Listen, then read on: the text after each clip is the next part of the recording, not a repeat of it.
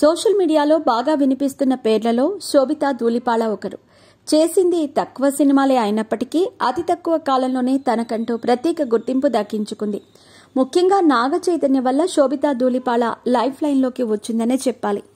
సమంతతో విడాకులు తీసుకున్న తర్వాత తెలుగు హీరోయిన్ శోభితా ధూళిపాళతో రిలేషన్ మెయింటైన్ చేశాడు నాగ చైతన్య. ఈ క్రమంలోనే నాగ చైతన్య శోభితా ధూళిపాళ సైలెంట్ గా నిశ్చితార్థం చేసుకున్నారు. మీ పెట్స్ కి గ్రూమింగ్ నుంచి బర్త్డే సెలబ్రేషన్స్ వరకు అన్నింటిలో మంచి ఆఫర్స్ ని మాయా టైల్స్ అండ్ ట్రయల్స్ వారు మీ ముందుకి తీసుకుని వచ్చారు. ఎక్కడో కాదు, మన బాచుపల్లిలో. Phone number 8985555318. వీరి నిశ్చితార్థానికి సంబంధించిన ఫోటోలు సోషల్ మీడియాలో వైరల్ కావడంతో అభిమానులు షాక్ కి గురయ్యారు.